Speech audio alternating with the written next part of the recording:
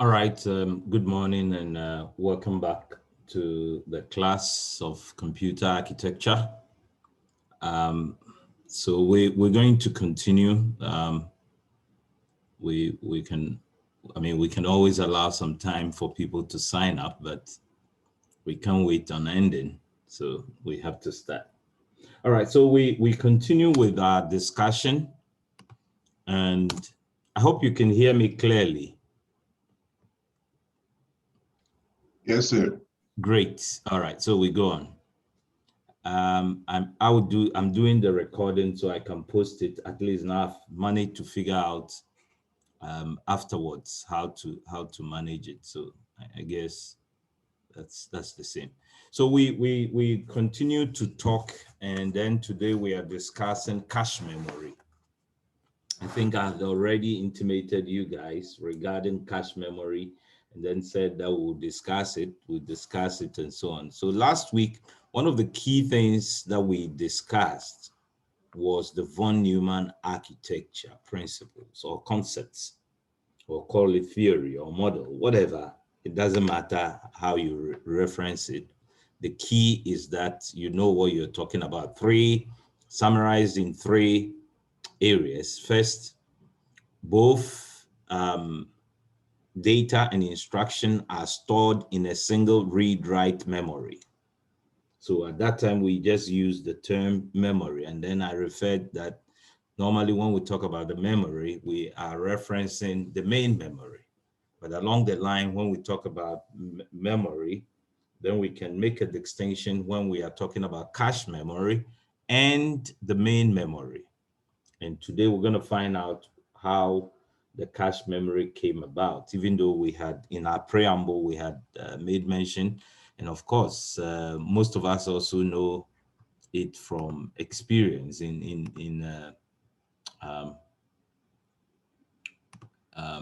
do you call it? In having machines for ourselves, okay?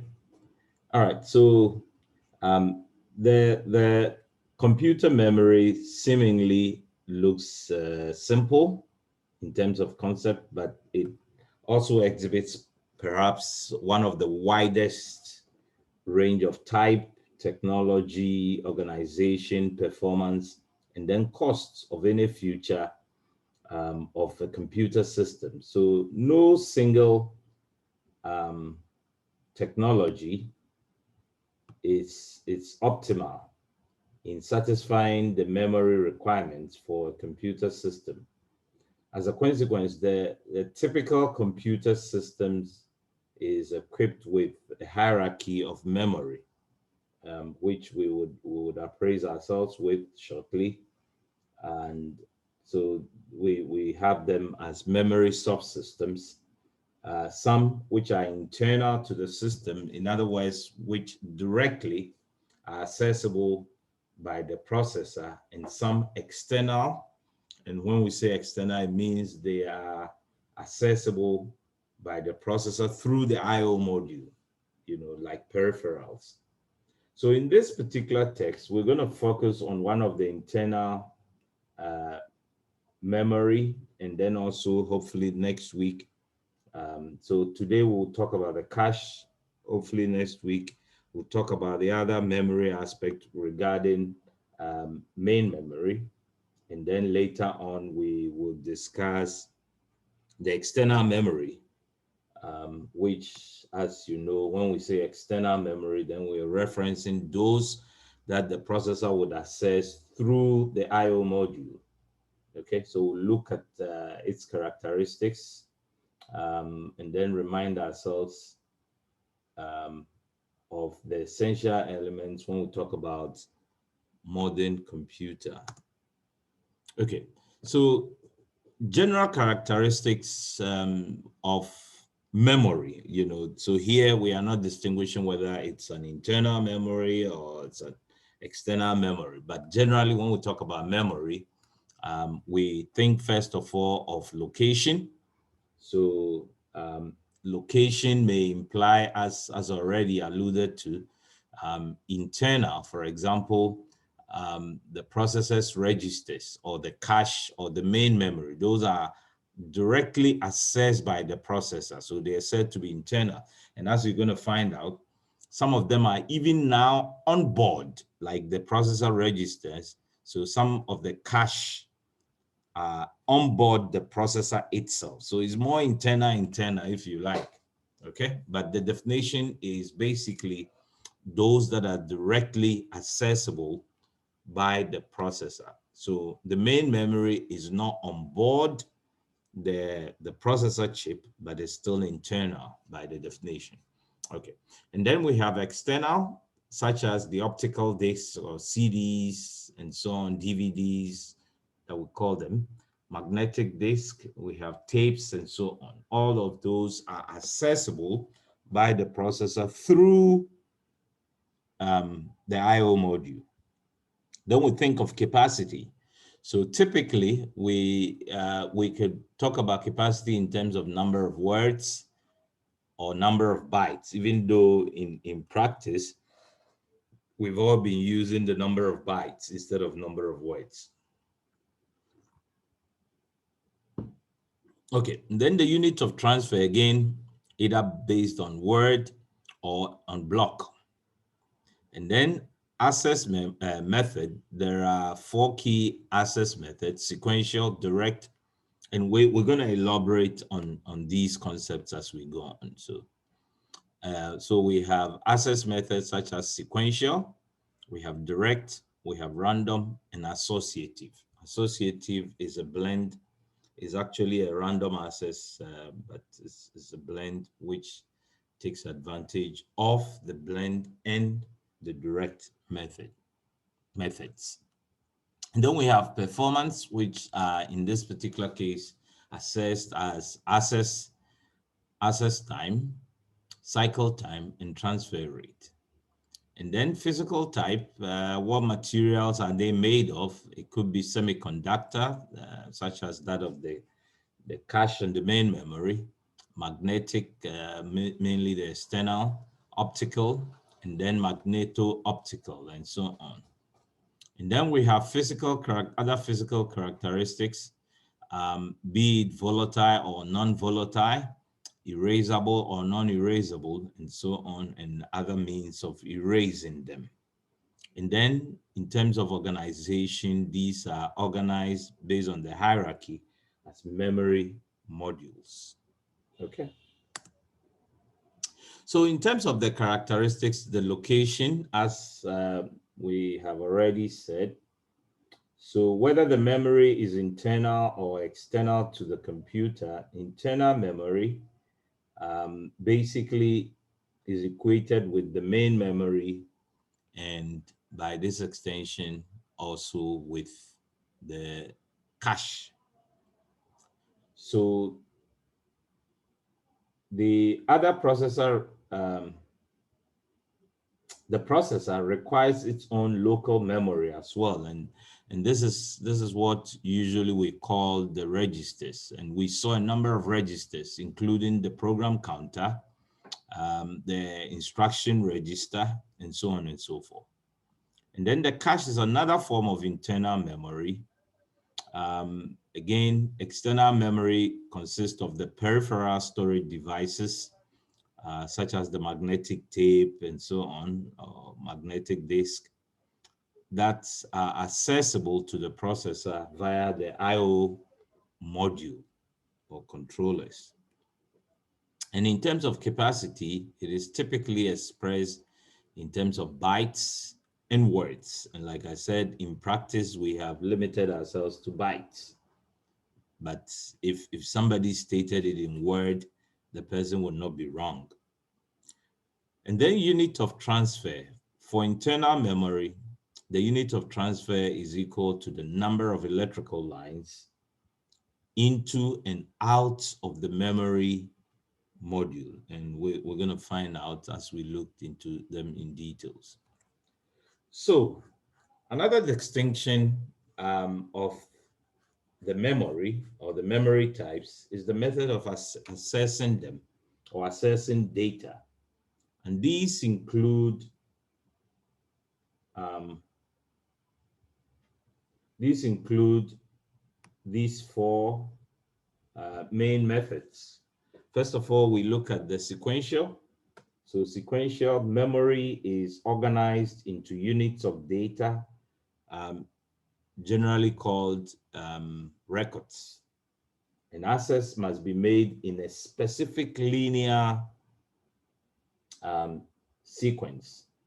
So it is also stored, the stored addressing information is used to separate the records and assist in the retrieval process. So a shared read-write mechanism, which we have already said that this shared, okay? And then also it's read-write kind of system, read-write memory, according to von Neumann, is used. And then this must be moved from its current location to the desired location by passing um, and rejecting each intermediate record. So using this approach, the system doesn't necessarily have to concern itself about the intermediate records, but go specifically in a linear form to the locations of interest. So the time to access an arbitrary record is highly variable.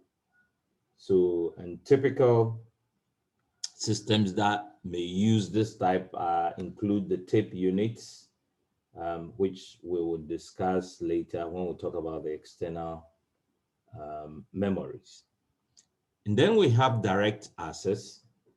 So as with the sequential access, direct access involves a shared read-write mechanism. However, individual blocks or records have a unique address which is based on physical location. So the access is also accompanied by direct access to reach a general vicinity plus sequential searching, counting, or waiting to reach the final location. So this is how the direct access works. Again, the access time is variable. And again, typical examples or systems that would use this include the disk units, which will be discussed later. Then we have random access. Each addressable location in memory has a unique address, as we know. And physically, it is also wired in addressing mechanism. So the time to access a given location is usually independent of the sequence of prior accesses, and it's constant in this particular case. So any location can be selected at random and directly addressed and accessed. So main memory and some cache systems are using this type of method for access. Last but not the least is the associative. So this is a random access type of memory that enables one to make a comparison of the desired bit locations within a word for a specified match, and then also to do this for all the words simultaneously. So a word is retrieved based on a portion of its contents rather than its address. As with ordinary random access memory, each location has its own addressing mechanism, and the retrieval time is constant, independent of the location or prior access patterns. Typical systems that use this include the cache memories, which may employ this type of associative access methods or mechanisms. So in terms of the capacity and performance, the two most important characteristics of the memory, and here we talk about the access time, which otherwise is also given as latency. So for random access memory, it is the time it takes to perform a read or write operation. That's the access time or the latency. And then for non-random access memory, it is the time it takes to position the read-write mechanism at the desired location. Now, sometimes when we talk about some of these concepts, it gets a bit abstract, but if you cast your mind to some systems you've used before, then you would realize that it's not that abstract. So in this particular case, I would draw your attention um, to um, the turntable player. Some people will call it gramophone player. So for those of you who may have seen a DJ, or you may be a DJ, a disc jockey or jocker yourself, you probably would know what I'm talking about. And when you look at the turntable, it has exactly the same. Actually, I may say that the modern day computing memory systems took after the same concept. So you see that in the DJ, they call it records. And here also the data is also called the same records as we do in normal databases and so on. Now, I'm trying to draw your attention to the header that it's used as a pen. The head is a pen that is used in reading. In that case, in the DJ, they only read. They normally don't write to the record. So they have this plastic um, material substrate, which is covered with magnetic surface, and then the records are impinged on it. So when the head is positioned, it is able to read as it moves along the various tracks and sectors, and then the music is played. And that is what the DJs have mastered. So somehow they are able to move it across, move it back and forth, and then they are able to create their own music or create some different atmosphere, and then people or they themselves would enjoy it. So please, if you happen to have one or have seen one somewhere, please take a good look at it, and some of these concepts would be made easier once you cast your mind back to it. So if you look at it, if you've seen one, I think we'll discuss it again in more detail when we talk about the external memory, because that's where it references. But here also, when we talk about the access, because it follows the same principle. So the head, and in this case, the head does both read and write. Okay, unlike the player, which actually only does read, but the principle is the same.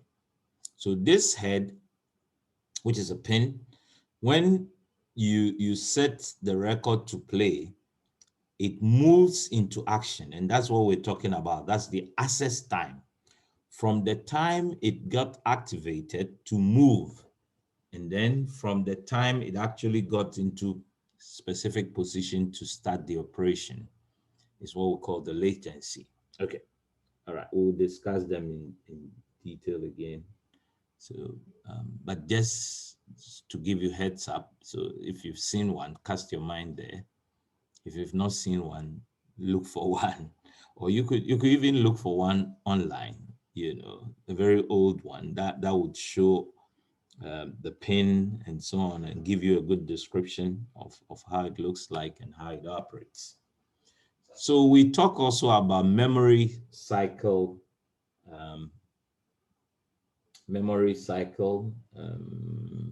time. So here, when we talk about memory cycle time,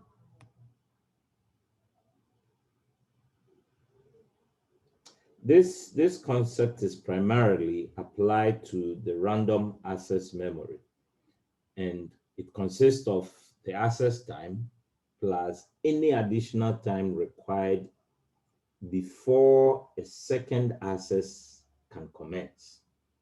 So this additional time may be required for transients to die out on signal lines or to regenerate data if they are read destructively. And so we note that memory cycle time is concerned with the system bus and not just the processor. Okay? And then we talk about transfer rates. This basically is the rate at which data can be transferred into or out of a memory unit. So, and for the random access memory, it is equal to the reciprocal of the cycle time. Okay, the memory cycle time, reciprocal of that. Now, when we talk about memory, a number of things also come into play. A variety of physical types of memory have been employed or deployed. The most common today are the semiconductor memory, the magnetic surface memory, which is used for disk and tape. And then we have optical and magneto-optical surfaces. So several physical characteristics of data storage are important to us. And so we're going to examine them in detail. So in a volatile memory, information decays naturally or is lost when there is no electrical supply or electrical power is switched off. So in a non-volatile memory, the information once recorded remains without deterioration. So it's independent of the supply of the electricity as in the volatile cases. Okay. So no electrical power is necessarily needed to maintain or retain the power supply, the data. And in terms of magnetic surface memories, they are typically non-volatile. Semiconductor memory, that is memory on integrated circuits, may be either volatile or non-volatile. They could also be non-erasable memory, which cannot be altered except by destroying the entire storage unit. And so semiconductor memory of this type is known as the read-only memory, ROM, read-only memory. And later we're going to get some variations of that. So of a necessity, a practical non-erasable memory must also be non-volatile. Okay. So for random access memory, the organization is a key design issue. In this context, organization refers to the physical arrangement of the bits that form the words or the bytes that we have. So it is obvious that the arrangement is not always used as we will find out as we progress in the next lesson, not today's, when we talk about the main memory.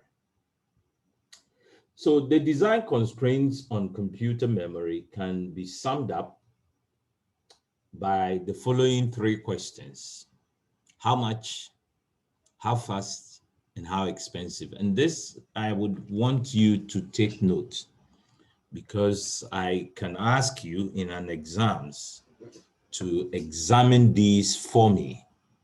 Okay, in other words, to the word is examine, to discuss, if you like, to explain. So how much, how fast, and how expensive? And this is how So the question of how much is actually somewhat open-ended. If the capacity is there, applications will likely be developed to use them. So the question of how fast is, in a sense, easier to answer. Um, to achieve the greatest performance, the memory must be able to keep up with that of the processor. That has been the whole idea that started with all these discussion and technology and the move to find better technology to deal with some of these things. That's how the whole idea started. Okay.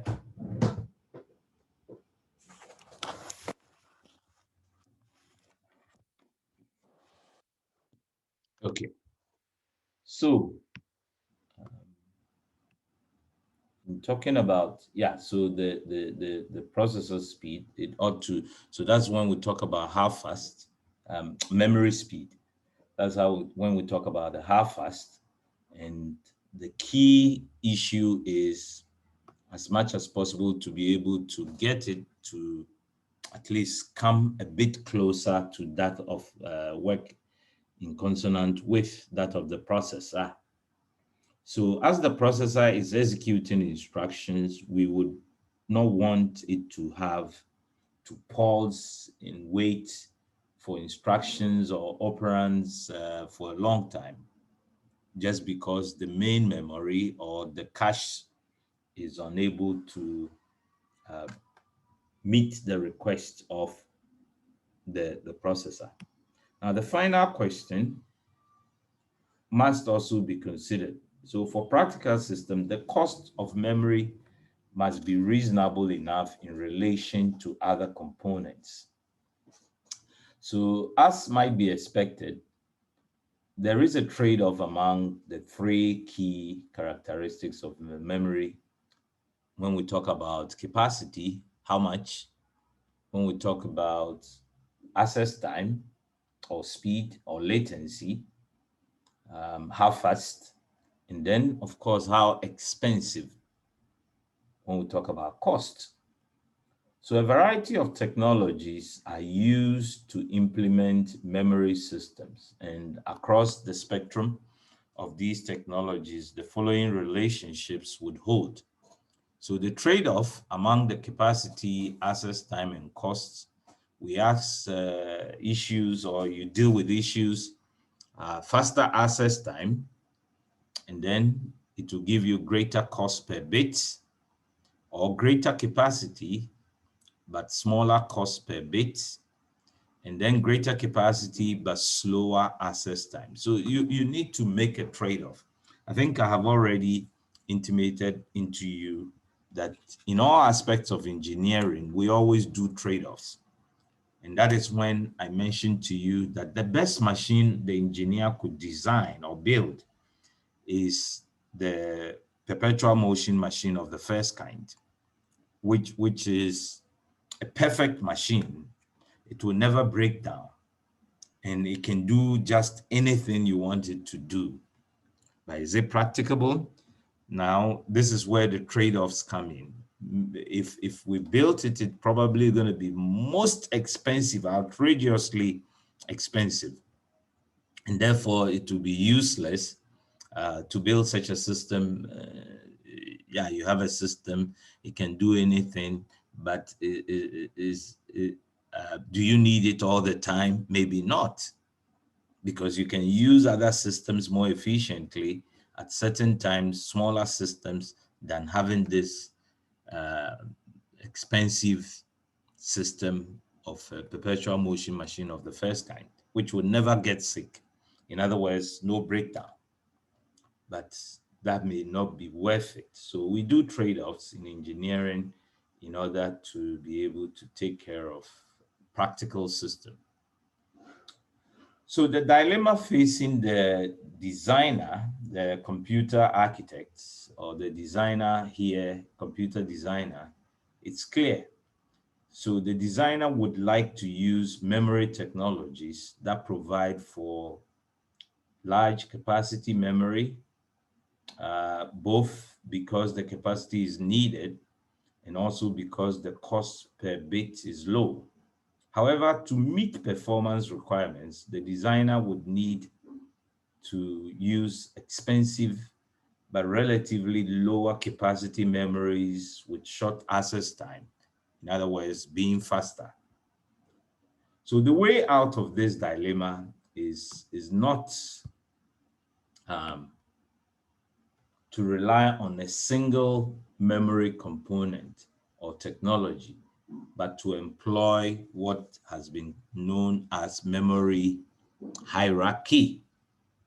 Because if we wanted to achieve this, you could decide to use just one system, and then there will be issues. So that is how come practically you need capacity. Maybe your machine that you can afford has 512 gigabytes of space. And then you would buy external drive. And then even today, you can save some of your data in the cloud so that you don't need to have so much space. Okay, so those are some of the trade-offs that we make every day, and that's exactly the same thing that we do as a computer architect. So this is how the hierarchy looks like. So this is a typical hierarchy which is illustrated here. So as it goes down the hierarchy, the following occurs. You could see that there's a decreasing cost per bit. There is also increasing capacity, and then there's increasing access time. Whereas there's also decreasing frequency of access of the memory by the processor. So therefore, smaller, more expensive, faster memories are supplemented by larger ones, okay, like I just explained. And then also cheaper, slower memories.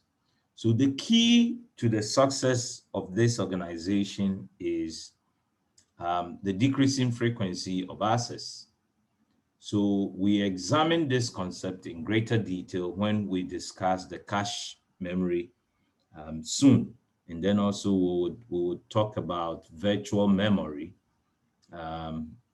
Maybe if time permits, we would discuss the virtual memory also in detail, but depending, looking at the short semester, we probably may not, but at least we will give you the key concepts so that in future or when you come across virtual memory, you know exactly what we are talking about. So the use of two levels of memory to reduce the average access time works in principle, but only if conditions such as from A to D, the number of conditions that we talked about earlier on in terms of the larger size or capacity and speed and so on and so forth, decreasing and so on, can be applied. So by employing a variety of technologies, a spectrum of memory systems exists that satisfies these conditions. Fortunately, the decreasing access time is also generally valid. So on that basis, we have what is known, the principle of what we know is known as locality of reference. And so for execution of a program, the memory references by the processor for both instruction and data, as you know by now, with the simple example that we did. So you realize that the processor would take instructions and then also data. And these have specific addresses. That's why I was recapping on the von Neumann architecture principles, because from now on, that is what we'll be applying. So if you write a program, the reason why when you write a program, the sequencing of it is important is because of von Neumann principles. It is execution occurs in a sequential manner or sequential fashion unless otherwise specified or modified.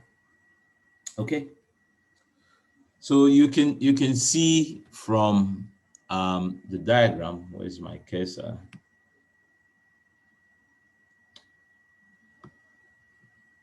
So where's my cursor? Okay, so you can see those that are inboard or onboard, if you like. That sounds better. Inboard, onboard, the processor. Okay, and so here the inboard on the motherboard. Okay, so that they can easily be accessed by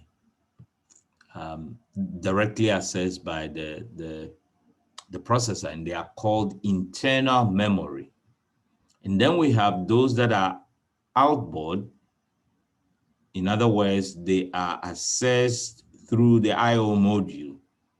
Okay, and there are a number of them. We have the magnetic tape, CD-ROMs, DVD, Blu-ray, and so on and so forth. And then there are some that are said to be offline storage, such as the magnetic tape.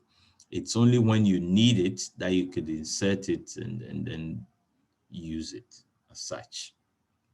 And it has its own place.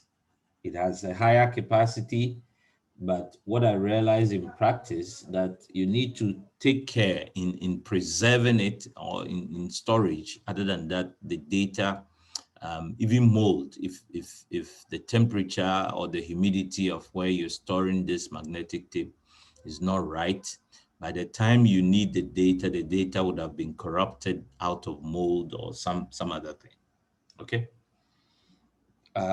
For those of you, I think for your kind of generation, some of you might not have seen magnetic tapes before, but so maybe ask your parents if they still have some old tapes there that they used to play either video or music.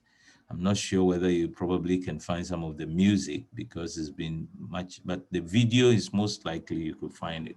Now, one of the funny examples that I have in terms of magnetic tape use is I used to like photography a lot. In those days, you need to buy a camera. So I was privileged to visit and to study in Japan, in Tokyo. And they were leaders in technology, or maybe still. And there's a whole city dedicated to electronics and so on. So I bought myself a very expensive, back in those days. I think even in those days, it cost about $650, early 90s. So that was very expensive to buy this camera. But because I was fan of photography, I bought it. Now, when you have that, the film, it's a magnetic kind of tape. It's a magnetic strip, and you insert it. So you buy the films. That's what we call them, or cartridges. So you buy them and you open the compartment and insert it and make sure it can flow. Now, one of the funniest thing is there may be times that, and you can be taking your pictures, all right, and once you insert it and close the compartment, if you open it again, you spoil there because light energy would have focused on it and then it destroys this tape or this cartridge or film. So once you close it, you assume that it's sitting very well and it's going to flow. And so I took the pictures, and this, like, you visit places and you take pictures for memory, um, for future memory and so on. That was the whole essence of liking the pictures, because unlike today that you can use your phone and immediately and you can even delete and so on. Those days you print, you take those pictures and keep them, you store them carefully, and when you come back home or whilst you are away, you could take them to a developer who also will have to go through a process in a dark room, that's what they called it, to be able to develop and print your pictures for you. Now, because it wouldn't tell you that, even though it will still be taking pictures, and it usually will count. So like maybe it had 32, you can use it to take 32 pictures. And so as far as you are concerned, you've taken your 32 pictures because the counter says so. Now, when it's time to develop, that's when you realize that, oh, Lord have mercy.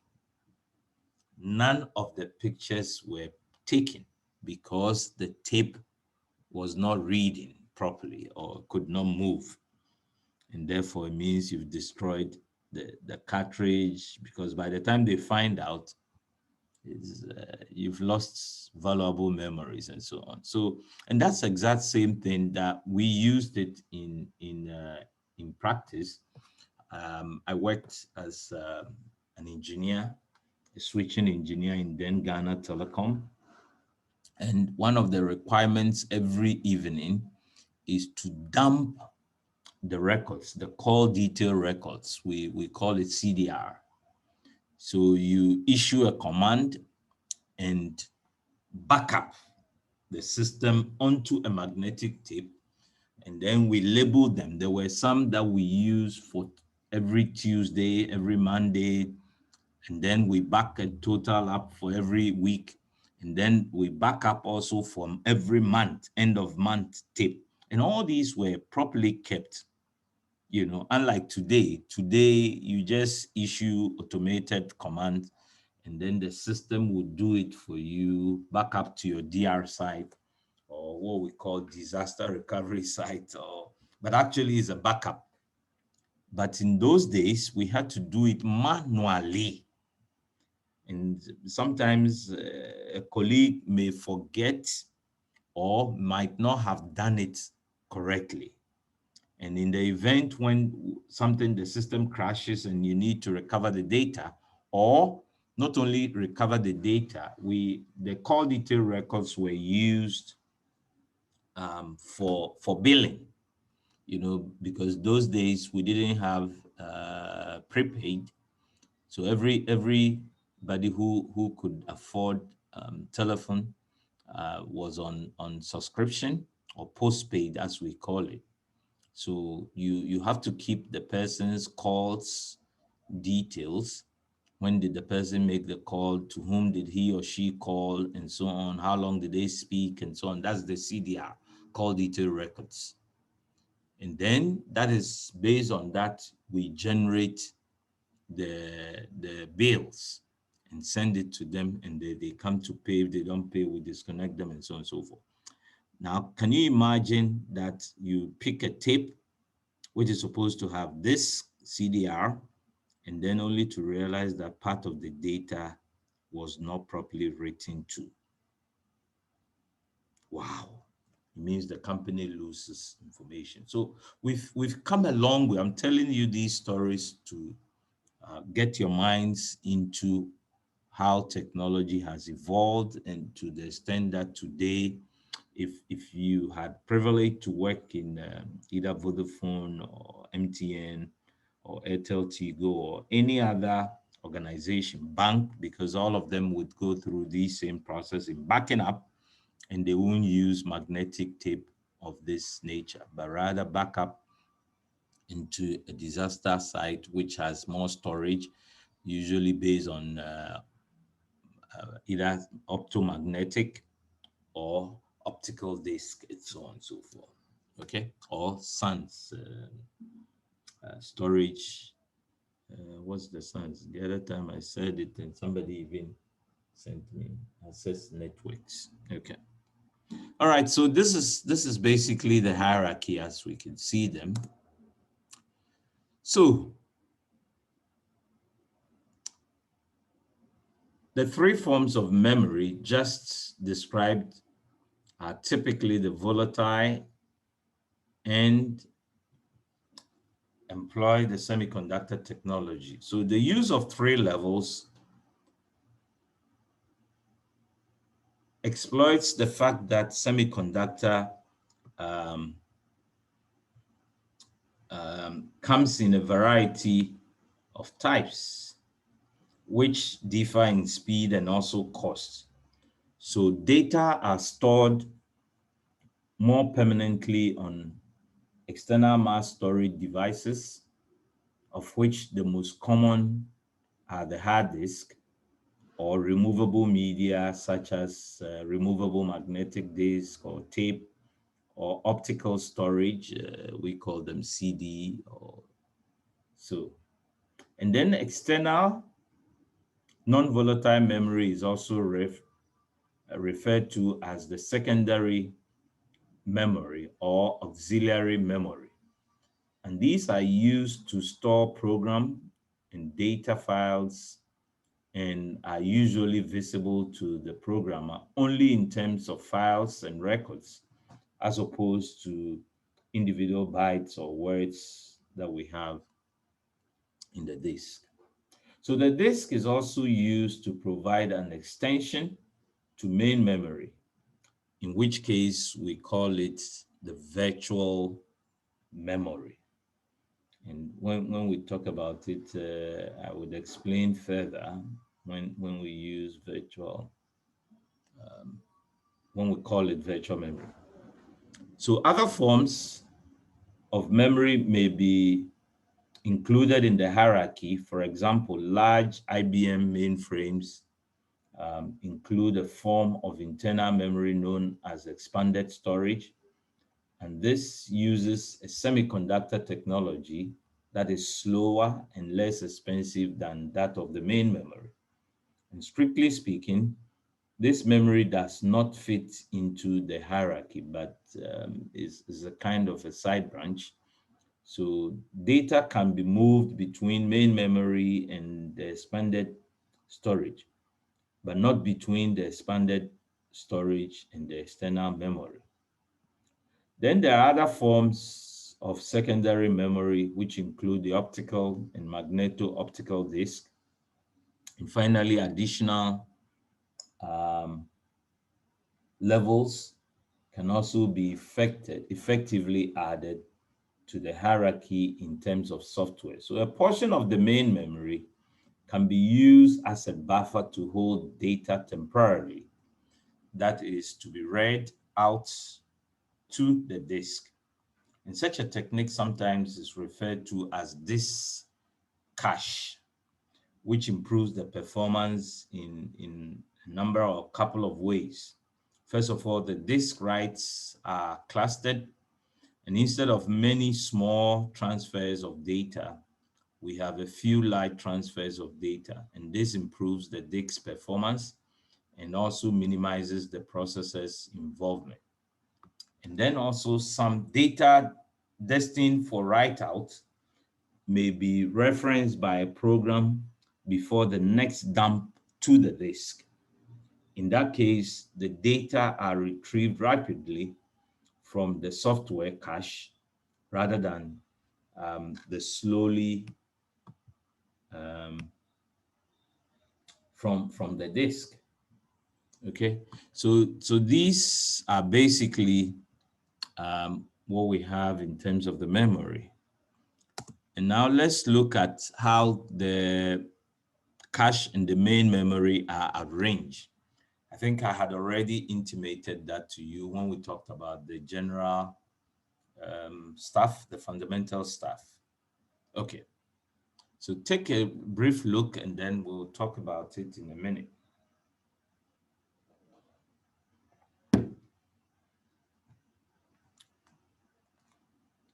Okay, so as you can see, where is my cursor?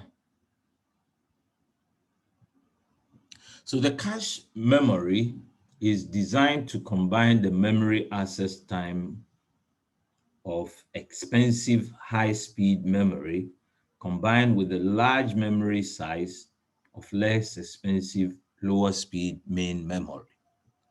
And that is how you see it, that we have, let me have the cursor.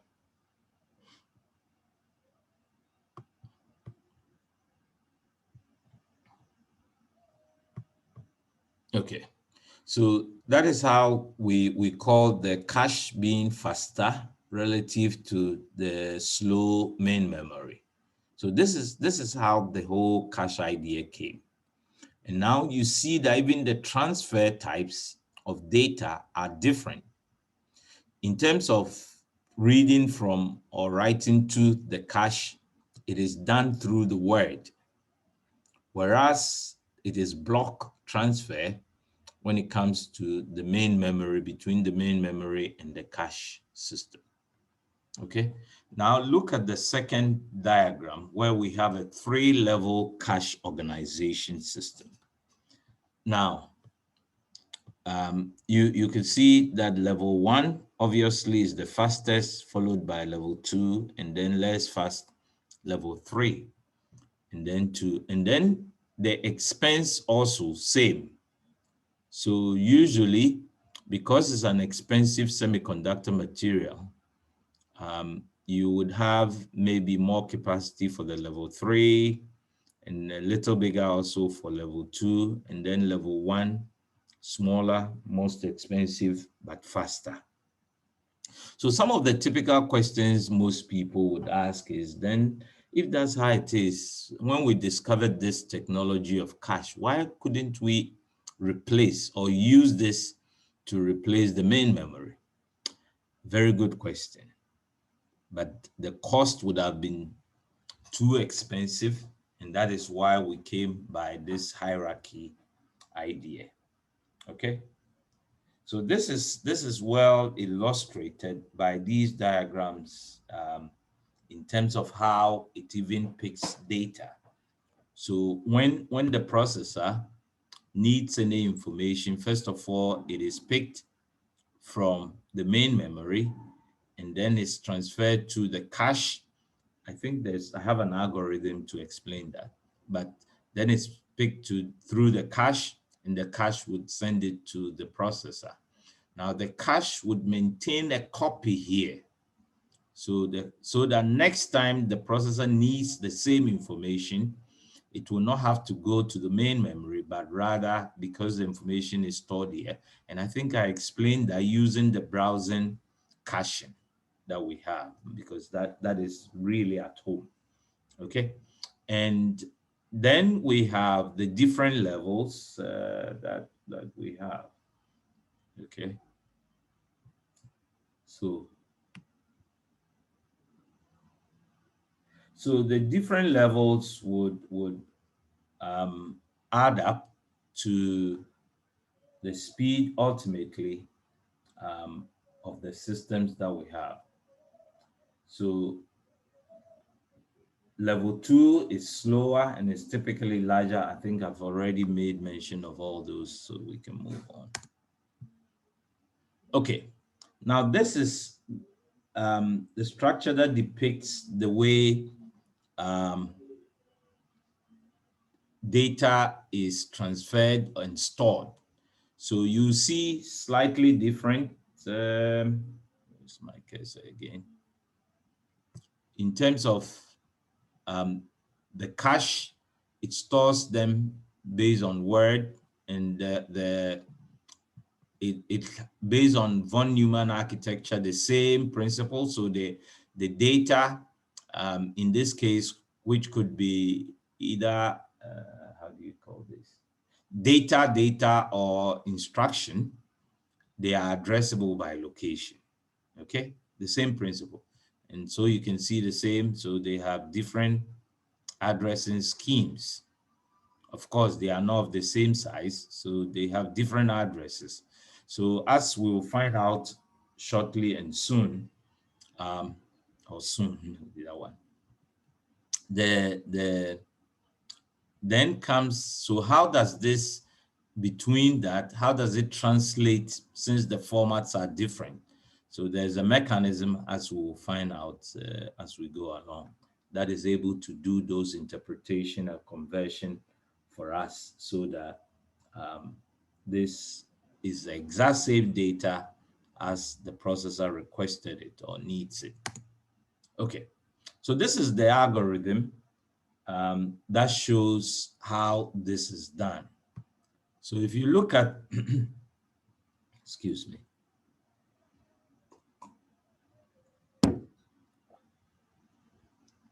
So if you look at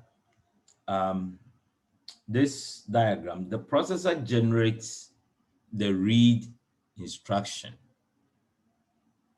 okay, or the read address RA from the CPU, so which is a word to be read. And if the word is contained in the cache, so that's why it makes reference, is the block containing the read address in the cache. If it is yes, in other words, it's already stored there, then it is fetch. So fetch the read address word and deliver it to the processor, and that makes it faster. But if it's no, let's say this is the initiation of that particular data, then it accesses the main memory for that block containing that read address. And then, so the cache will allocate a line for this main memory block because of the format difference. And then it keeps a copy. So it loads the main memory block into the cache line. In other words, it keeps a copy, whereas it delivers that word to the CPU. Okay, so very simple algorithm, but at least it reinforces the principle that we talked about. And then also it makes us realize how it is done. So let me go over. So first of all, the processor will make the request through the read address to request for specific information. It could be data, it could be instruction. Now the system would ask, is this already in the cache system? If it is yes, then it fetches it and delivers it. Then it's done. If no, then it goes to the main memory and then it requests for that specific read address or that block of information or data or instruction. And then it allocates the cache line for the main memory block. And so it keeps a copy by loading the main memory block into the cache line, and then it delivers also simultaneously to the processor. So that if the processor next time needs that same information, this time round, the answer will be yes. And then because it's already loaded in to the cache line, or in other words, stored in the cache. Okay. So schematically, this is how the cache organization looks like. So you have the processor, and then you have the system bus. And when now we talk about system bus, you know the system bus consists of address lines or address bus. It consists of control lines or control bus. And then it also has data bus or data lines. And so this is how it is. So depending on if there's the address will be put, the read address is put there, and the system would ask, does the cache have it? If it does, immediately it will send the data, that information. If it doesn't, then of course it makes the request, which will go through the system bus to the main memory. And then once it fetches the information, it would have made provision to be able to receive this. And then it keeps a copy within the cache and then sends it to the processor. So basic, but very instructive kind of information in terms of the cache system. Okay. Now, in terms of the cache, these are key design considerations that we need to take a look at. So here we look at the cache address. The address could be physical or logical. Okay, it could be logical or physical. So occasionally we refer to the use of the caches in high performance computing, which deals with supercomputers and their software, and especially for scientific applications that involve large amounts of data, vector and matrix kind of computation. There's somebody who is disturbing. You should know what to do. And not what. Okay, you either mute yourself or I'll take you off. I don't have time in complaining, so I just do the simple thing. And it solves the problem for us. Okay. Because by now you should know what the instruction is. Okay. So the cache design for a high-performing computing is quite different than for other hardware platforms and applications. And indeed, many researchers have found that the high-performing computers or computing applications perform poorly on computer architectures that employ the caches. So other researchers have also shown that the cache hierarchy can be useful in improving the performance of if the application of this software is tend to exploit the cache system. So although there are large number of cache implementations, there are few basic design elements that we use to serve and classify and differentiate the cache structures. And this is what we have here. So like I said, we have the logical and physical. And then in terms of the cache size, which we'll find out how come we have only 3 along the line shortly. And then based on the mapping, because you saw, let me see if I can trace back. Yes, no, not this one. Not this one, here.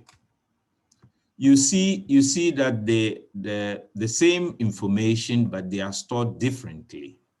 So the system has to have a way of mapping out the information. And mind you, the cache has a smaller size relative to that of the main memory. So if every data that is requested, it stores a copy, then in time, it will be no time that the system will be, the cache system will be full, and therefore it would need to replace it, because then when it's full and it's not able to follow its function, then the idea of caching would have been defeated. So the system has a way of replacing them, and it has a way of doing the mapping so that, let's say, data in location 1 could be mapped into, okay, so you can imagine the addresses. So address number, say 64 in cache. And then data in K2 in main memory could be mapped into C2 or C1 or something. Okay, so that is the mapping we're talking about. Okay, so there are different methods of doing the mapping. There's either the direct mapping or associative mapping, and then we have set associative. There are some of them that you will find out we will not discuss because it's highly mathematical, and mathematics is beyond our class, so we would skip the mathematics, but at least we would appreciate that this is how it comes about. And for those who later on in life may be interested, you could play a lot around with these type of algorithms. Okay, and then replacement algorithms.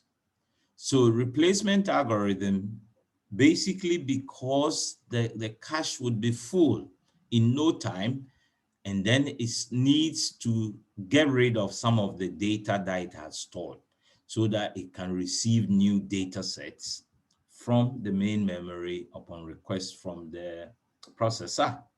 So it has these algorithms least recently used, um, as the name implies.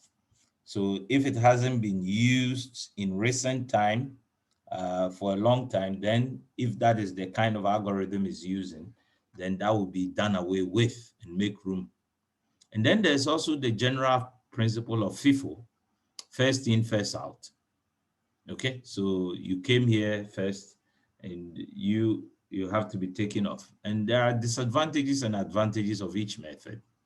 Because if you use FIFO, for example, maybe that information is still needed by the processor, then you remove it, and then the system will now go and fetch it again and bring it, and in which case it will not be very efficient. So there are pros and there are disadvantages also of these. And then there's least frequently used. So there are some that are being used, but not frequently. So in terms of that, again, the system would take a decision. And then, of course, there's a random um, algorithm. Okay, and then in terms of write, it has what we call write policy, because this data in the cache sometimes gets modified. Now, when it gets modified, for example, and it still has to back up and correlate and map to that of the main system. Now, how is that done? That is what is called the write policy. So either write through or write back. We would examine them also shortly. And then it has the line size and then the cache numbers.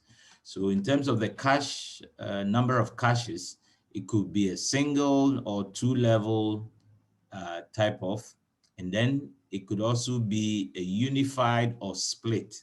I think in the when we examined that of the processors, the Pentiums and so on, we saw some of them that were unified. Unified means it follows to the letter um, von Neumann principle. A single read-write memory that stores both data and instruction. And then we have the split units, which would have dedicated for instruction and one other dedicated for data. And they are all the same level. Okay. Now we talk about the cache addresses and the virtual memory. Now, the virtual memory, almost all non-embedded processors and many embedded processors support virtual memory concepts. In essence, the virtual memory is a facility that allows programs to address memory from a logical point of view without necessarily regard to the main memory physically. Okay. So that is when we call it virtual memory. So that amount may not be available in the main memory per se, physically. And when virtual memory is used, the address fields of the machine instructions contain the so-called virtual addresses. So for reads to and writes from the main memory, a hardware memory management unit is the one that translates each virtual address into the corresponding main memory address so that it will be able to have that. Now, let me explain this further. Sometimes what happens is the reason why, and it has application in practice in digital forensics. When the system is working, the RAM, the random access memory, that's where the system, it's like it's a worksheet. That's the processor's worksheet, so to speak. Worksheet is that's where it picks. If you guys are familiar with Excel, which you should. So this is like you open a spreadsheet, a worksheet, and this is where you play around with all your data and so on. So you do some additions and multiplications and so on. And then you write some little macros. And so you play with it, and then you move them to another document or another worksheet. Okay, either to draw the graph or to do further computations and so on. And that's exact same behavior of the random access memory. And so when you turn off the machine or the computer or the system, then it returns all this, it clears. That's why it is a volatile system. So once the power is switched off, the random access memory clears this data. Now, usually it has relatively small space. Small space or small size or capacity. So let's say it has 8 gig random access or RAM. And sometimes, depending on how the system is working, the RAM may be full. Okay. Now, when it happens like that, the system is able to use the hard drive and creates a semblance of virtual memory.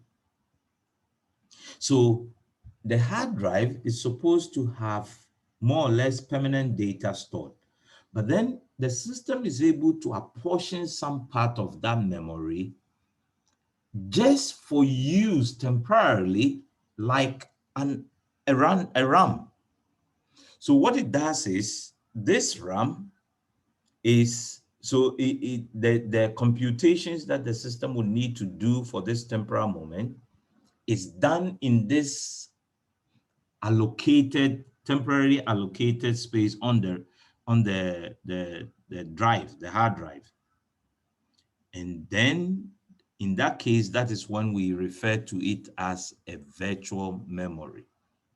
And so for the application, when a forensic examiner is examining a machine or a system, because he or she has this in mind, that there may be times that the system would have used part of the disk, the hard drive, for a virtual memory purpose.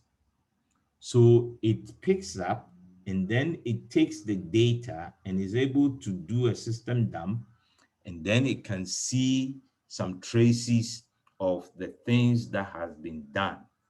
And then, by the way, in forensic application also, that is how come if the forensic examiner is going to pick a machine, he will not immediately turn off the machine if it's not been turned off already. Rather, he would do what we call live forensic. In other words, whilst the system is powered on, he will do a system dump to get information from the random access memory, because the moment you turn it off, we will lose those valuable information. And if the person doesn't know, then they would rather turn it off immediately. A typical example happened, I'm not sure whether some of you, those who are sports enthusiasts, may probably remember it. Years back, I don't remember the exact year, but in the 2000 and whatever years, the EOCO, the Economic and Organized Crime Organization, or whatever the name is, its office, Organized Crime Office, okay, EOCO. they had suspected some foul play at the GFA office, and so they went in Rambo style to ransack their computers to go and examine them. And because they didn't have the knowledge of digital forensics, they just went and took all the machines. They powered them off and took them in Rambo style. I'm sure some of them, they would just take the plug off without even shutting it properly and so on and so forth. And then they took them to their offices and realized, of course, as expected, they couldn't get any information or whatever information they needed. If they needed any information, they needed to have gone there as forensic examiners. Okay? Forensic examiner who would do live forensic and later do dead forensic. And then, based on the live forensic, you probably would find something because you would have known what sites they were browsing, what the machines were being used for, and so on and so forth. There are principles, and we learn this from these. Okay. All right, cool. So that is just by the way of information. Okay. All right. Okay, so this depicts the MMU, the main memory management unit, or memory management unit, if you like, which aids in the address translation and so on and so forth. So there can be a logical cache. So this is how the logical cache is placed. And then the MMU, the main memory management unit, would do the translation for us in terms of the virtual addresses to be able to map the logical address with that of the physical address in memory. And so on. Okay. All right. And then you can see also again in terms of the physical address location, cache will have this arrangement. Okay, so this table shows various cache systems and their sizes and so on and so forth. So just familiarize yourself with some of these with different types of processors. As you can see, Itanium 2, which has all the 3 levels. So the level 1 has 32K, level 2 has 256K and 6 megabytes for level 3. Okay. Don't forget the principle: how much, how fast, and how expensive, meaning the cost. Okay. So this is what is carefully displayed here. Okay. Now, in terms of the mapping, let's look at the mapping methods. So as we have seen, there are fewer cache lines than the main memory blocks. And so an algorithm is needed to be able to manage the mapping of the main memory blocks into the cache lines. And further, a means is needed for determining which main memory block currently occupies a particular cache line. So the choice of the mapping function dictates how the cache is organized. So 3 techniques that are commonly used are the direct, associative, and set associative. Now, in terms of direct mapping, that's the simplest technique, and it maps out each block of the main memory into one and only one possible cache line. Okay? That's what the direct is. And then we have the associative mapping, in which the associative mapping overcomes the disadvantage of the direct mapping by permitting each main memory block to be loaded into any line of the cache system. Any line of the cache system. So that's one advantage that the associative brings on board. And then the associative, we have set associative. In other words, a number of them. So the set associative actually compromise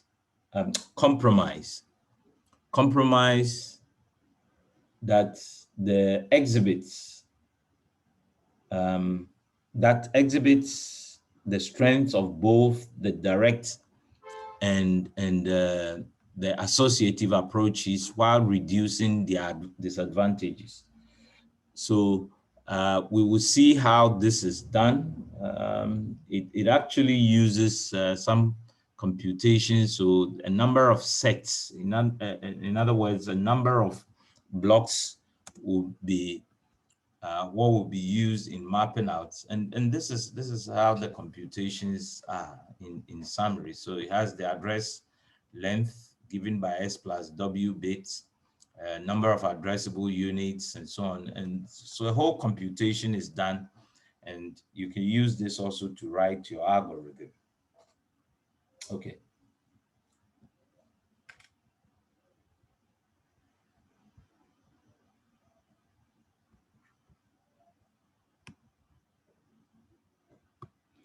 All right, so like I said, I wouldn't waste my time on some of these mathematics for you because it gets beyond our class. Then we have what we call victim cache. One approach that is used to lower the misses, in other words, the miss penalty, is to remember what was discarded in case it is needed again. And since the discarded data has already been fetched, it can be used again at a small cost. So such recycling is possible using what we call victim cache. So victim cache was originally proposed as an approach to reduce the conflict misses of direct mapped caches without affecting its fast access time.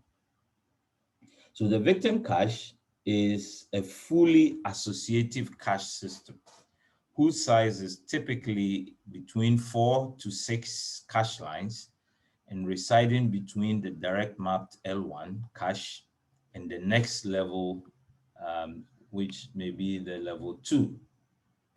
So this is how the victim cache is. And so this again is the algorithm for the associative mapping. Again, I'm not going to set. Okay, so maybe just a couple of explanation regarding the set. So if two lines are used within a set, it is said to be a two-set associative mapping.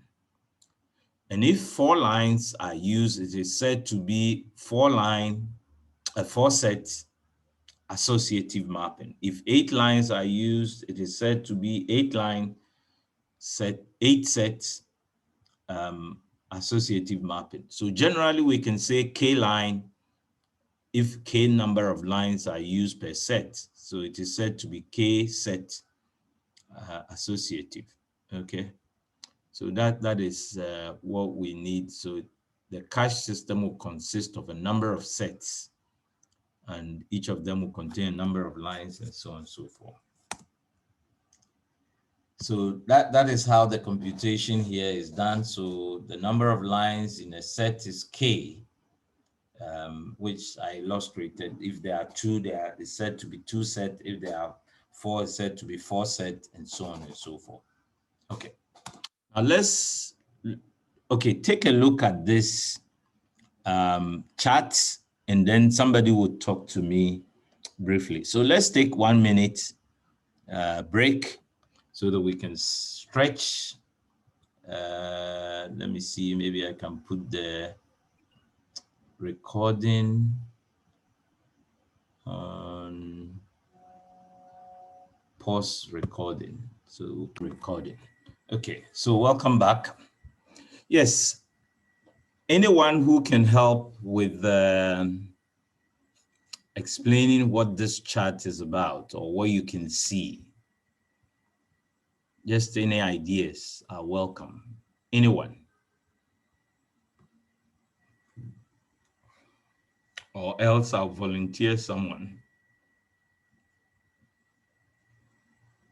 Okay, but just by way, you can see here, I think you can see my cursor. We have the direct method, and then you have a 2-way, you have 4-way, you have 8-way and 16 ways, okay? And so these are set associative, the 2-way and so on are set associative, and then the direct. Okay. So now what is this chart all about? Don't tell me it's the very associativity over the cache size. That one we know, that's what it is. But what do you see in terms of this graph? What does it teach us? Yes, someone.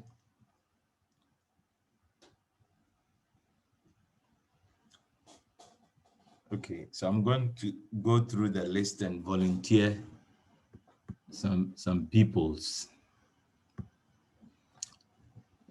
who like to just talk.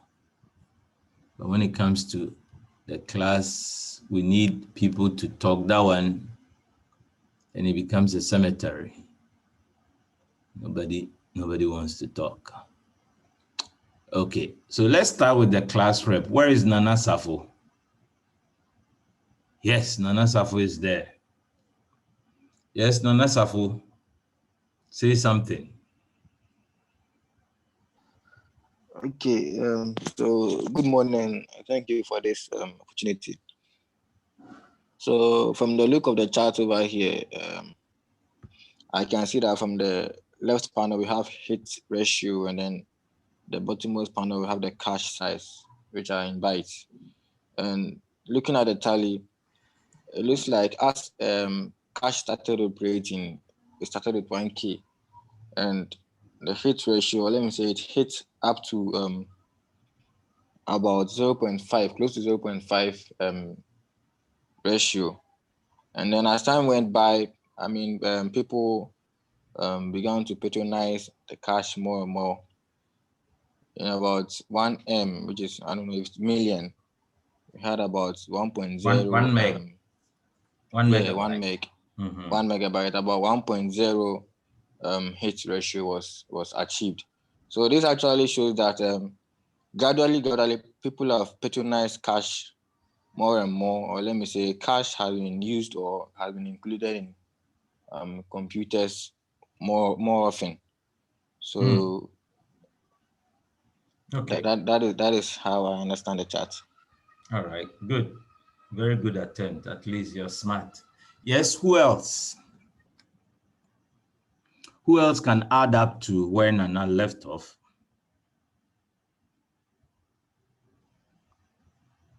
Do we have a deputy class rep?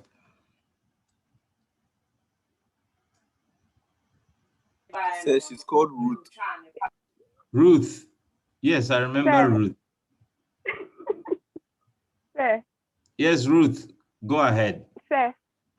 Okay, so to me, this chart basically indicates that cash has increased from its lowest stage till now. So we started at somewhere like 1K, and we are now in 1 million, like in millions. And people have started like patronizing cash more and more. And maybe at first, computers didn't have cash in them. Let me give you guys a bit of clarification. So these are the physicals. You see it, cache size. So not the people who. So these are cache sizes in bytes. So 1K to 2 megabytes, 1 megabyte, and of course there could be more. But look at the trend. What we call the trend. And then there should be something that should tell you some ideas, having in mind also how much is the capacity, so the size 1K, 8K, and so on. How much, how fast is indicated to us by excuse me, by the hit ratio. Okay, that's the performance of these caches. That's what the hit ratio indicates. And then what else was I going to say? Yes, so look at the trend and then see if you can add up to any other person. There was somebody who volunteered. So, Ruth. yes. So Yes. should I use the how much, how fast, and Yes, how you expensive? can use that to explain it. Yes, sure. Okay, so with the how much, the ratio began at a smaller point, and then how fast is moving very fast from the bytes, like from 1K to 1 million bytes. And then how expensive to determine um, the bytes, like the number of bytes you want to purchase, that will determine the amount that you are going to spend on the car. That's what I understand. Okay, good attempt. Yes, Kweku. Okay, so please, the diagram shows the function of a cache size. Then when you check the difference between the 2K and the 4K, there are less difference, but when you check the difference between the 4K and the 8K, the difference is a bit huge. It's a bit huge because the 4K has, I think, from the diagram, the hit ratio is between 0.6 and 0.7, 0.5 and 0.6. But from the 8K, the diagram shows that it has increased in the number of bits, number of bytes, sorry. So this is how I understand. Okay, good attempt added. Yes, another final person.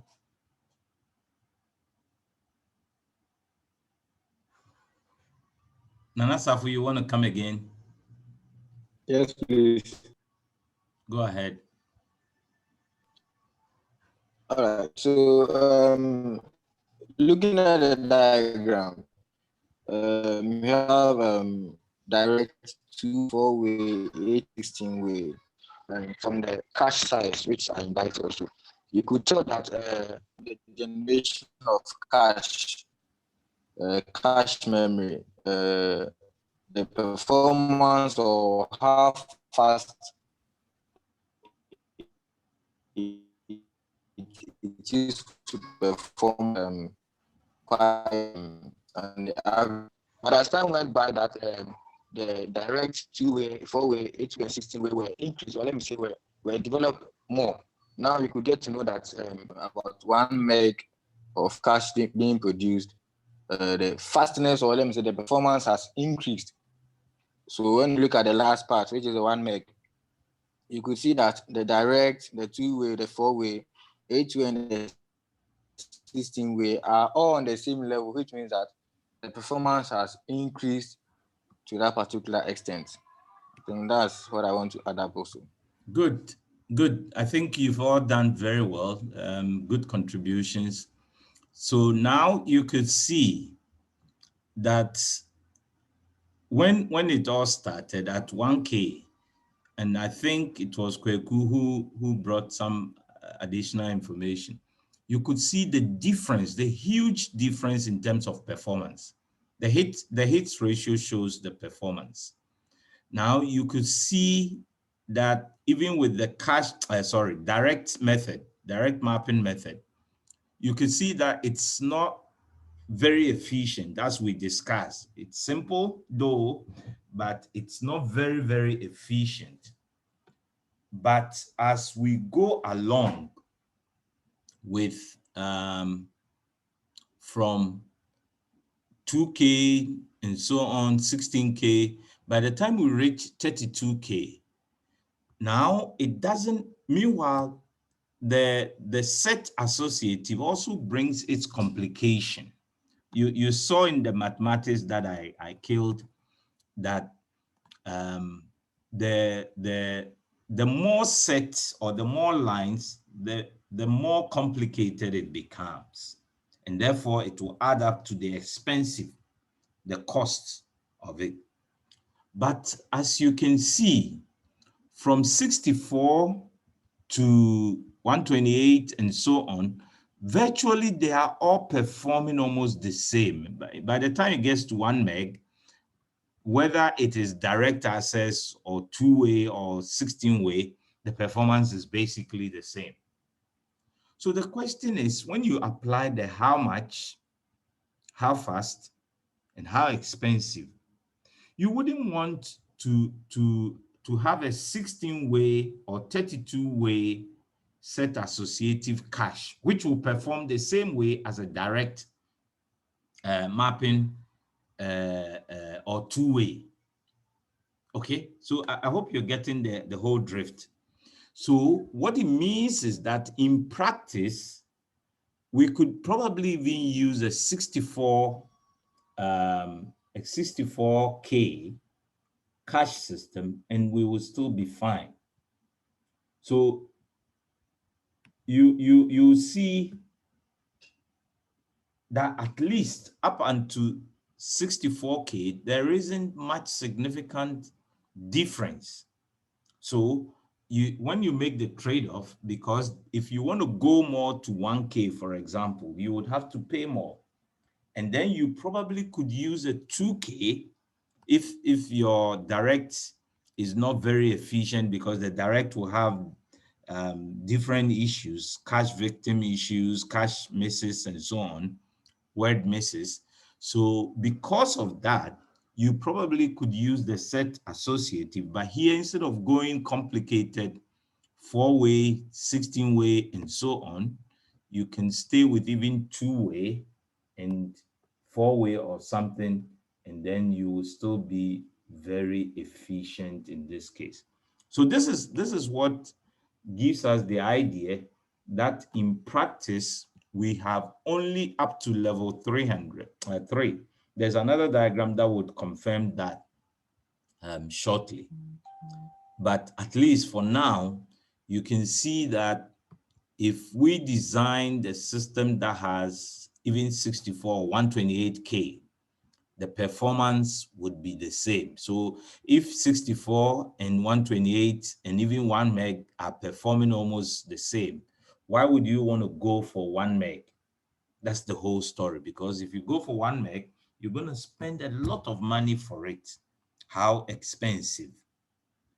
And so if you've looked at the performance, and the performance of 64 is almost the same as that of a performance of 1 meg, then you make a trade-off and use the 64K rather than going for 1 meg. Okay, so, and then also, of course, instead of 16-way, you will stay with, say, two-way or 4-way set associative. Okay, now in terms of replacement algorithms, we have said that once the cache has been filled, when a new block is brought into the cache, one of the existing blocks must be replaced. This is obvious. So for the direct mapping, there is only one possible line for any particular block, and therefore no choice is possible. But for the set associative, or for the associative techniques, a replacement algorithm is needed. And to achieve this high speed, such an algorithm must be implemented within the hardware so that we can have this achievement. And like we intimated, there are a number of ways, 4 ways. We have random, okay? And then we have least frequently used, LRU. It's said to be most efficient, and it replaces that block in the set that has been in the cache longest with no reference to it. So it stayed, but no reference in recent time, and therefore we can replace it. And because of its simplicity in implementation, the LRU is the most popular replacement algorithm that we have. And then we have the FIFO, first in, first out, which replaces that block in the set that has been in the cache longest. And it is also easily implemented as a round robin or circular buffer kind of technique, because once it comes in, it goes out, comes in, goes out, first in, first out, first in, first out, and so on.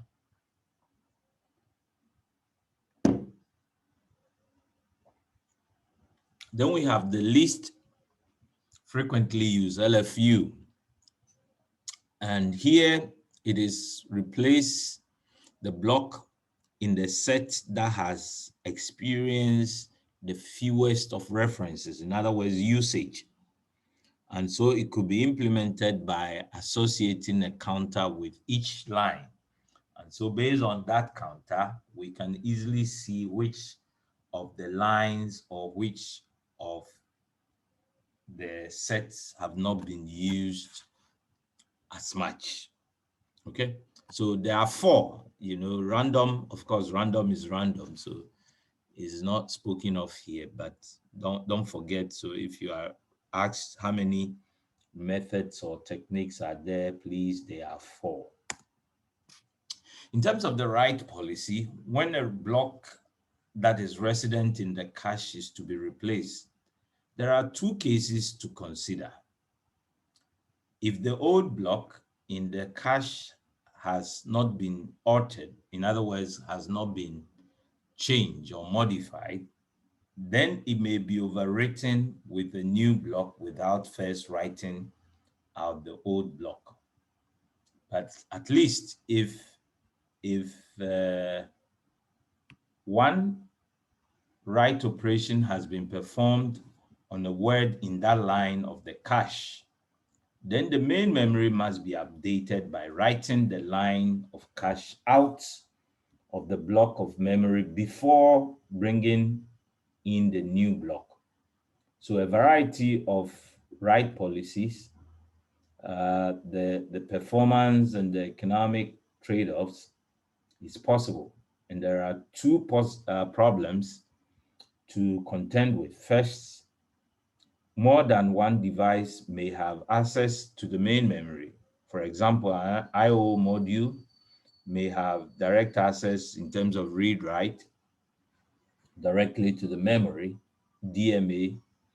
If a word has been altered only in the cache, then the corresponding memory word is now invalid. And further, if the I/O device has altered the main memory, then the cache word in this case is invalid. So a more complex problem occurs when multiple processors are attached to the same bus system, and each processor has its own its own local cache system. Then if a word is altered in one cache, it could conceivably invalidate a word in the other caches. And so how do we deal with that? And that is when we have a write policy for that. So the write policy could be write through or write back. So the write through is simplest to use. In this particular technique, all write operations are made to the main memory as well as to the cache, ensuring that the main memory is always up to date and valid. So any other processor cache module can monitor the traffic to the main memory and then also to maintain consistency within its own cache system. So the main disadvantage of this technique is that it generates substantial memory traffic, which could be a kind of bottleneck on the system bus. Okay, that's the main disadvantage. But other than that, it is able to cure the problem of invalidating data. In terms of the write back, the updates are made only in the cache. And so when an update occurs, what we call a dirty bit or use bit associated with the line is set. So then when a block is replaced, it is written back to the main memory if and only if the dirty bit is set. And so the problem with the write back is that portions of the main memory are invalid, and hence access by the IO modules can be allowed only through the cache this time. Because if it's going back to the regular main memory, then it will pick kind of data that would not be valid data. So this makes it a bit complex in terms of the circuitry, and then also can create another potential bottleneck. But experience has shown that the percentage of memory references that are writes are on the order of about 15%, and so it can be managed. Okay, but with regards to high performing computing applications, this number may approach about 33% in terms of vector-vector kind of multiplication and matrix and so on. In fact, matrix is said to be probably up to 50%. So in a bus organization in which more than one device, typically a processor, has a cache system and main memory is shared. So a new problem um, is introduced. If data in one cache are altered, this invalidates not only the corresponding word in the main memory, but also that same word in the other caches, if any at all, happens to have that same word. So even if write-through policy is used, the other caches may contain invalid data. And so a system that prevents this problem is said to be to maintain what we call cache coherency. Cache coherency. So this is possible approaches to this cache coherency in the following manner.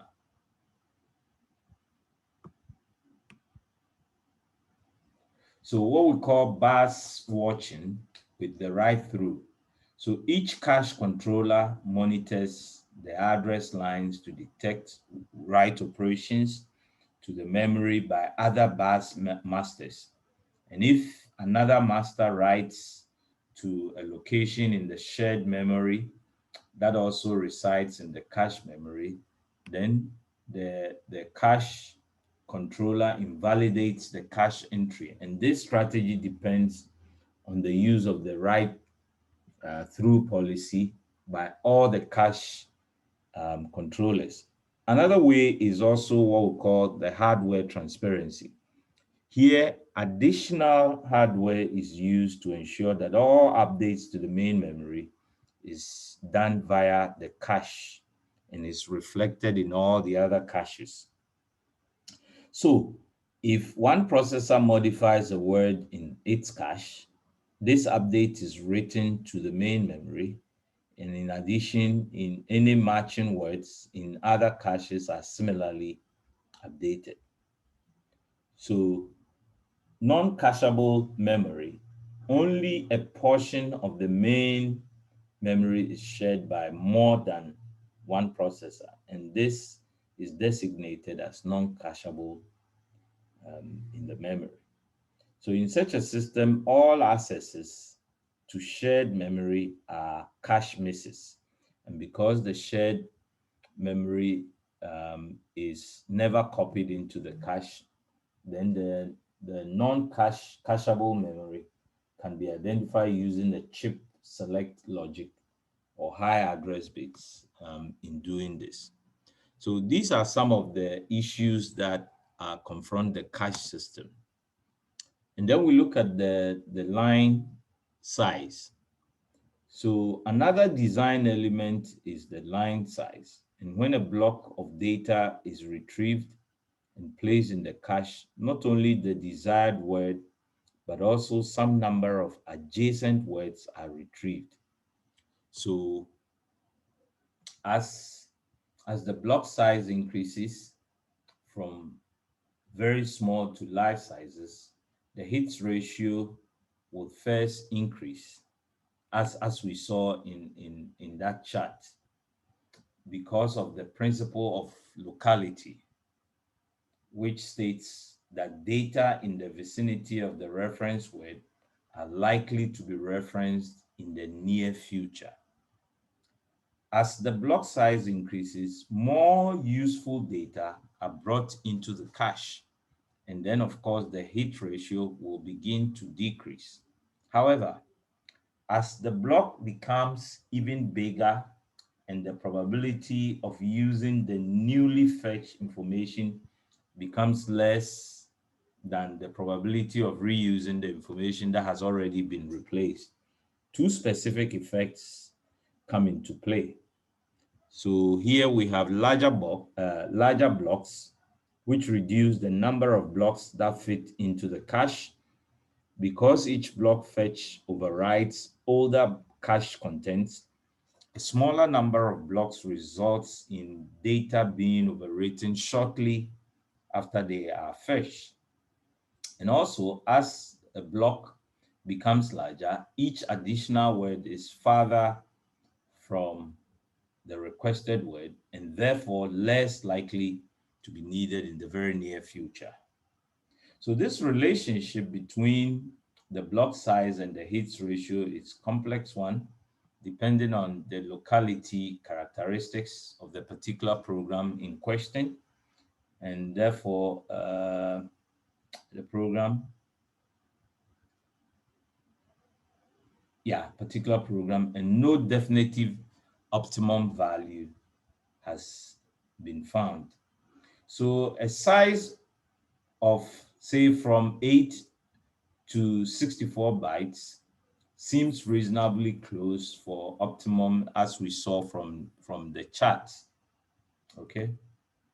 So as I explained, so in typical applications, that could be okay.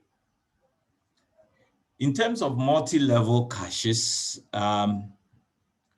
as logic density has increased, it has also become possible to have a cache on the same chipset as that of the processor, which we call the on-chip cache.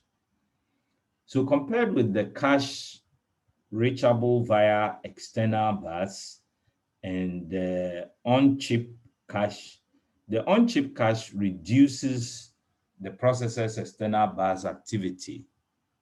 And therefore, it's a way of improving the speed and the performance in general of the system. So the overall execution and performance, system performance improves or increases. And so when the requested instruction or data is found on the on-chip cache, the bus access is eliminated. And because of the short data paths to the internal processor compared with that of the bus lanes, the on-chip cache accesses would completely be appreciably faster than would even be a zero-weight kind of bus cycles. So further to this, during this period, the bus is free to support other transfers. So that's also the other advantage when we have the on-chip cache system. Okay. So the inclusion of an on-chip cache leaves open the question of whether an off-chip or external cache is still desirable. Typically, the answer is yes, and most contemporary designs include both on-chip and the external caches. So as we've seen in some examples for the 3 levels, so level 3 would be external, whereas level 1 and 2 could be onboard the processor. Okay. And then also we saw how the organization would be. So this typically, as the example here, if we have a 2-level cache system, you could have a level 1 for internal in other words, onboard, and then level 2 to be the external, and so on. And if we have level 3 as well, and so on and so forth. Okay. So these are clearly very good examples of how we have improved in terms of multi-level caches. They are noteworthy, and so resolve a number of the problems that we had encountered. Now, again, when we take a look at this graph depicts levels 1 and 2. And similar to what we saw in the other chart, compared to the hit ratios. So you can see level 1 is the how do we call that? Is the dash line. And then the continuous line is the is also level 1, but using a smaller capacity. Now, as we saw, so the increase in the size of the cache obviously also improves the size, the hits, the performance. Now, this graph depicts, by the time it gets to, say, a hit ratio of 0.96, 0.97 to 0.98, you could see that at, say, 128 thereabout, there is saturation, whether it is even 8K or it is 16K level 1, performing with level 2. So it depicts to us how come we usually would have only 3 levels, because even if you have level 2 being 1 meg or 2 meg, basically the performance in terms of hit ratio, there is not much difference. I hope you can see that based on the, where's my cursor? You can see that, okay? So that's what it depicts to us. So this is level 2 cache. So you can have that level 2 cache. Its performance is same with even a 16K or 8K. So then you don't want to, you have a trade-off. So you don't want to spend too much money on that one. Okay.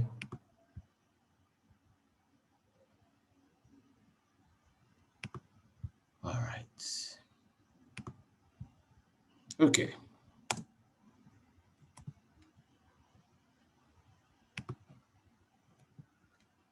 Okay. So unified versus split caches. I think we've already seen this. When we have the on-chip cache first made an appearance, many of the designs consisted of single cache, which used to store references on both data and instruction in accordance with the von Neumann principle. Okay. Now, more recently, it has become common to split the cache into 2, one dedicated to instructions and the other dedicated to data. And they both exist at the same level. So especially or typically, so 2 level 1 caches, one dedicated to data and the other dedicated to instructions. And there are advantages also with regards to the unified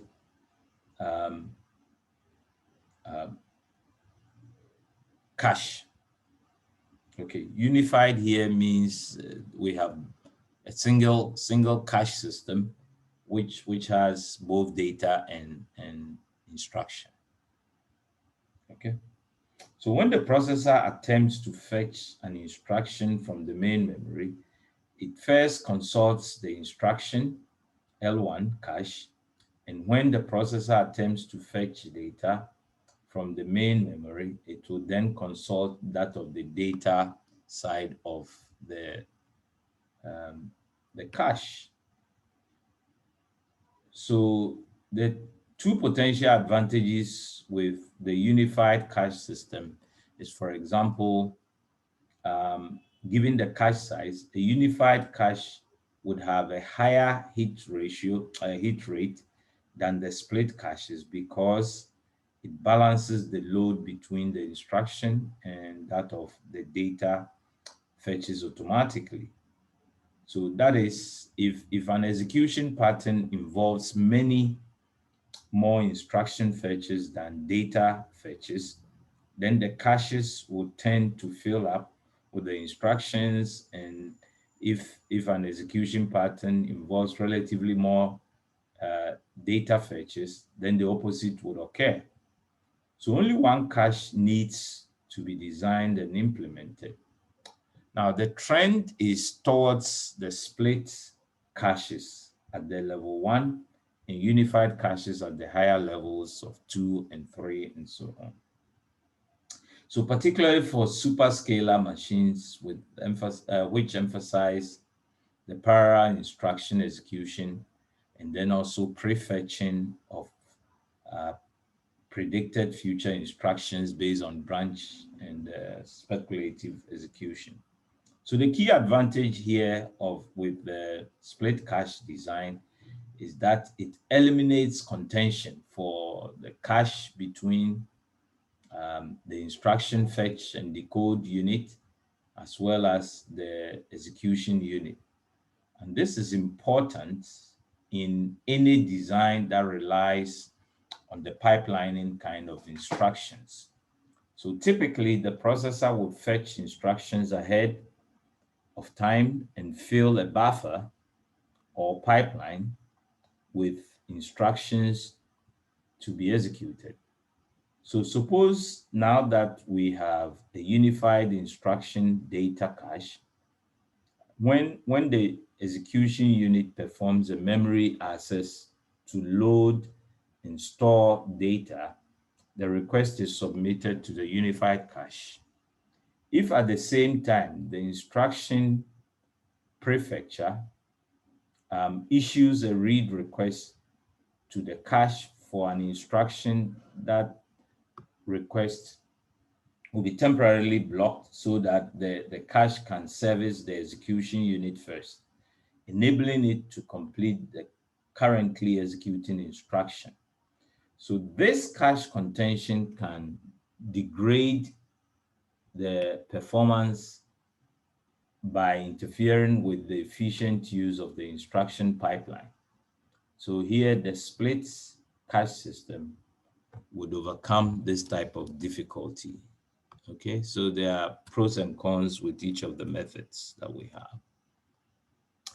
All right, so this, again, this table shows us some of the evolution of how the cache systems have been developed and kind of solutions that they brought. So on one side, it lists the problems that were first identified, and then how this introduction brought in some solution of a sort and so on. All right, so you could make reference to them. Again, this shows the block diagram for Pentium 4, Almighty Pentium 4, which is a very good system.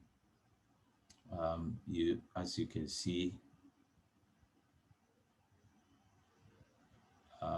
you can see level 1 data cache and level 1 instruction cache.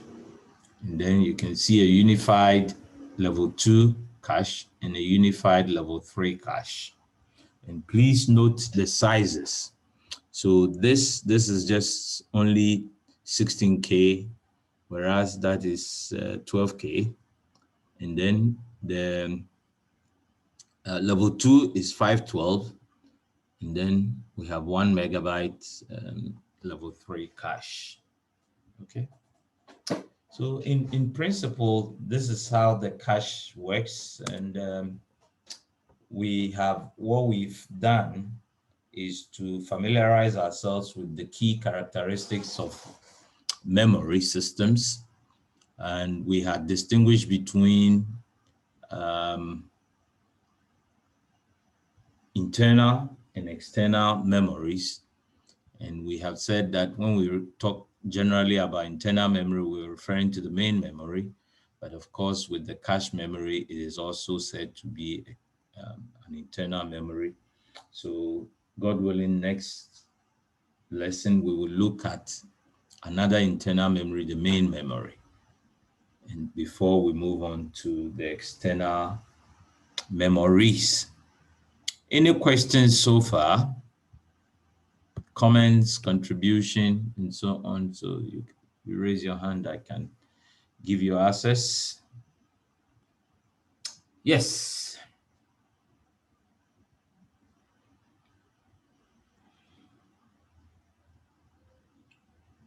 Yes, Nana Safo.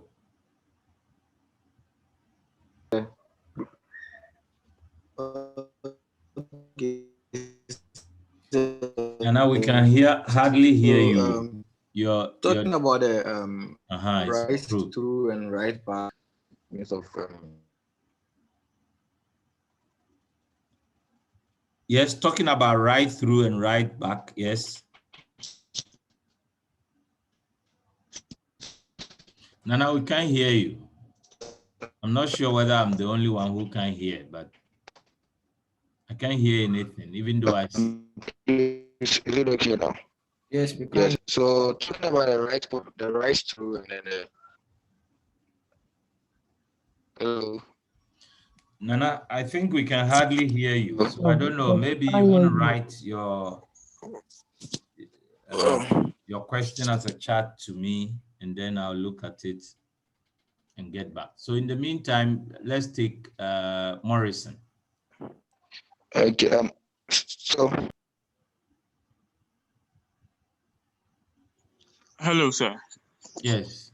Good morning. Yes. Please, concerning the last diagram, the one you just explained, I wasn't able to get it because my connection went off. Before I could get back on, you had already finished Yeah, explaining it. This one is not. Go back.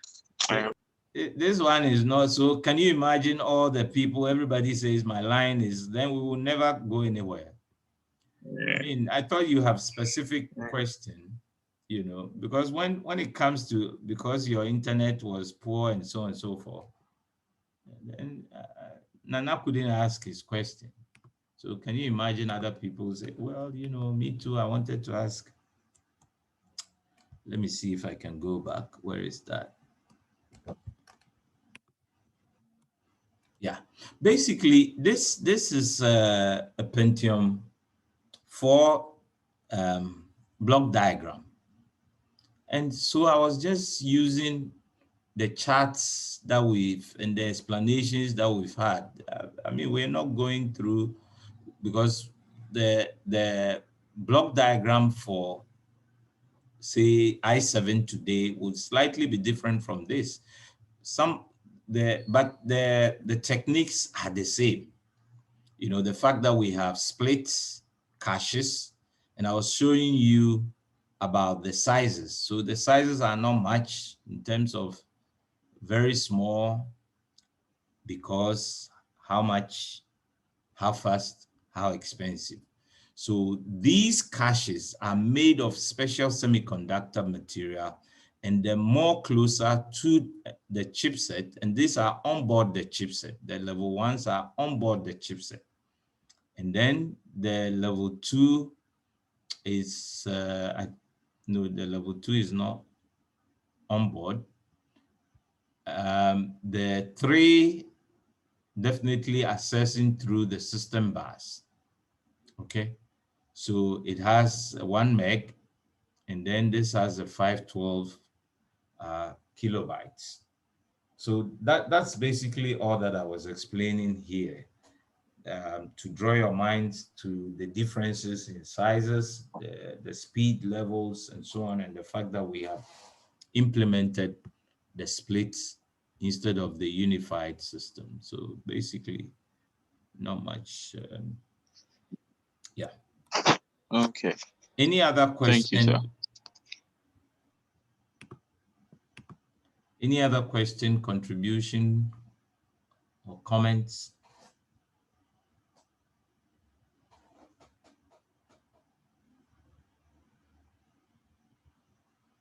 Okay, so I have the recording. I'll post it later. So for those of you who want to access it, including the notes, I'm not sure I've posted these notes, but I'll post it later in the day. All right, then. So I'll go ahead to my meetings. So I wish you guys the best, and You too, sir. stay Bye-bye. safe.